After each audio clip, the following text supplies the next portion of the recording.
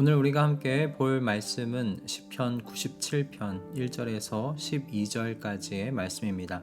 시편 97편 1절에서 12절의 말씀 함께 읽고 오늘 우리에게 주시는 하나님의 은혜를 함께 나누도록 하겠습니다. 주님께서 다스리시니 온 땅아 뛸듯이 기뻐하여라. 많은 섬들아 즐거워하여라. 구름과 흑암이 그를 둘러쌌다. 정의와 공평이 그 왕자의 기초다. 불이 그 앞에서 나와서 에워싼 대적을 불사른다. 그의 번개가 세상을 번쩍번쩍 비추면 땅이 보고서 두려워 떤다. 산들은 주님 앞에서 온 땅이 주님 앞에서 초처럼 녹아버린다. 하늘은 그의 의로우심을 선포하고 만백성은 그의 영광을 본다. 조각된 신상을 섬기는 자는 누구나 수치를 당할 것이며 헛된 우상을 자랑하는 자들도 부끄러움을 당할 것이다. 모든 신들아 주님 앞에 엎드려라. 주님이 공의로우심을 시온이 듣고 즐거워하며 유다의 딸들이 기뻐 외칩니다. 주님은 온 땅을 다스리는 가장 높으신 분이시고 어느 신들보다 더 높으신 분이십니다. 주님을 사랑하는 사람들아 너희는 악을 미워하여라. 주님은 그의 성도를 지켜주시며 악인들의 손에서 건져주신다. 빛은 의인에게 비치며 마음이 정직한 사람에게는 즐거움이 샘처럼 솟을 것이다. 의인들아 주님을 기뻐하여라. 주님의 거룩하신 이름에 감사를 드려라. 아멘. 이번 주 성경 읽기 스케줄에 따라 전도서를 읽고 있는 중에 개인적으로 마음이 좀 어려워졌습니다. 헛되고 헛되다는 전도자의 말, 한평생이 짧고 덧없는 것이라는 말 때문은 아니었습니다. 제 마음을 어렵게 만든 것은 짧고 덧없는 한평생 속에서 애쓰고 수고하여 얻은 것으로 먹고 마시고 즐거워하며 살게 하신 것이 하나님께서 사람에게 주신 행복이고 마땅히 누려야 하는 삶의 몫이라는 그 전도자의 말 때문이었습니다. 전도서 5장 19절 20절의 말씀입니다. 하나님이 사람에게 부와 재산을 주셔서 누리게 하시며 정해진 몫을 받게 하시며 수고함으로써 즐거워하게 하신 것이니 이 모두가 하나님이 사람에게 주신 선물이다. 하나님은 이처럼 사람이 행복하게 살기를 바라시니 덧없는 인생살이에 크게 마음 쓸 일이 없다. 이 말씀이 우리에게 분명하게 전달하고 있는 건 사람에게 정해진 몫이 있고 수고하여 그 정해진 몫을 받아 즐기며 즐거워하게 하신 것이 사람에게 주신 하나님의 선물이라는 것입니다. 그런데 정말 이 말씀대로 오늘날 우리의 삶이 사라지고 있는가? 그렇게 보이지 않아서 마음이 불편했습니다. 오늘날 돌아가는 세상의 메커니즘을 잠잠히 생각해 보니 하나님께서 사람에게 주신 이 선물의 질서가 깨져버린 것을 볼 수가 있었습니다. 애쓰고 수고한 대로 그 몫을 받고 있는가? 그리고 그 받은 몫은 사람이 먹고 마시며 즐거워하며 살기에 충분한가? 제가 보고 듣고 있는 세상의 모습은 이 질문에 네라고 답하기 힘들게 만드는 모습이었습니다. 이런 세상을 생각하며 전도서 7장 29절의 말씀이 참 마음 가운데서 많이 맴돌았는데요. 7장 29절의 말씀입니다. 그렇다. 다만 내가 깨달은 것은 이것이다. 하나님은 우리 사람을 평범하고 단순하게 만드셨지만 우리가 우리 자신을 복잡하게 만들어 버렸다는 것이다. 그렇습니다. 사람의 탐욕과 욕망은 단순히 수고한 대로 열매를 맺고 그것으로 즐거워하며 살도록 하신 하나님의 이 창조의 질서를 망가뜨려 버렸습니다. 수고한 대로 노동자에게 공정하게 흘러가고 있습니까? 아직도 세상은 사람의 탐욕에 짓눌려 신음하는 사람들로 가득합니다. 그리고 오늘 우리가 사는 세상의 시스템은요, 수고하고 애쓴 많은 것들이 정말 비싼 전세와 대출 이자를 갚는 데 흘러 들어가고 있는 걸 보게 됩니다. 누군가에게는 먹고 마시고 즐거워하는 것이 사치처럼 느껴지는 것, 그것이 오늘날의 현실이지요.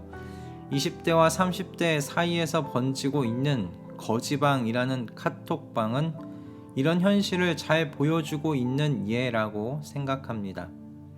이렇게 하나님께서 창조하신 세상의 질서가 깨졌고 지금도 깨져가고 있습니다. 이처럼 깨진 세상, 망가져 가고 있는 세상 속에서 성도는 무슨 소망과 희망으로 살아가야 할까요?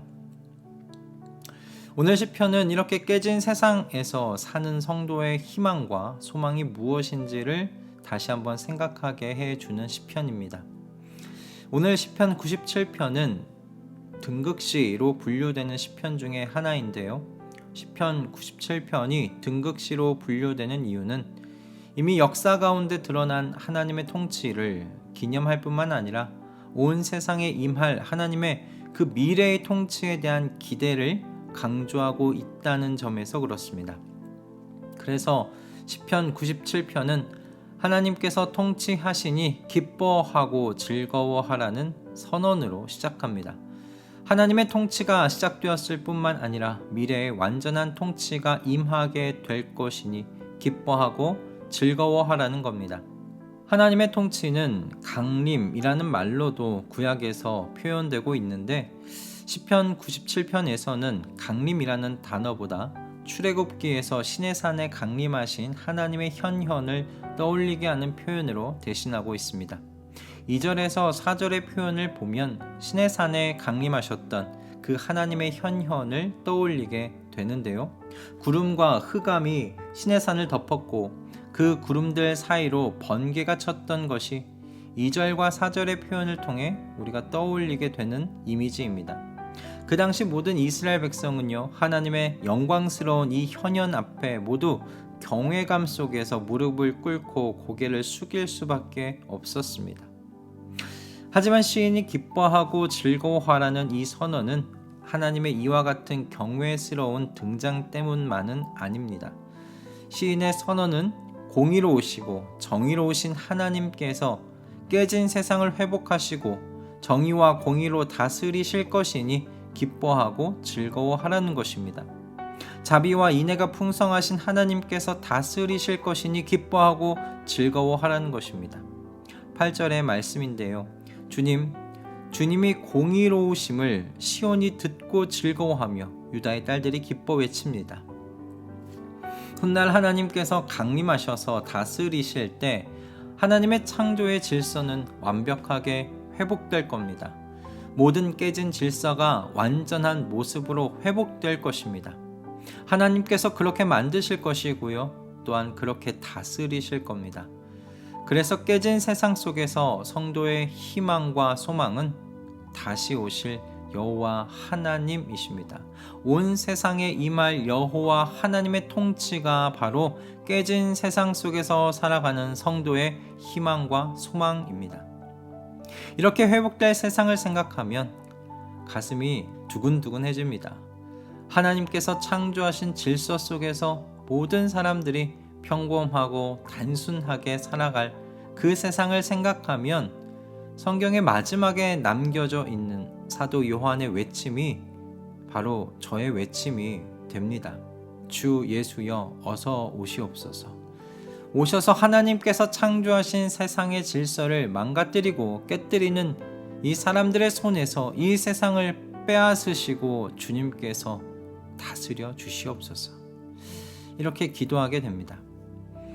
그런데 이렇게 묵상해서 깨어나 보게 되는 건 우리가 아직 이 깨진 세상 속에서 살아가야 한다는 현실이지요.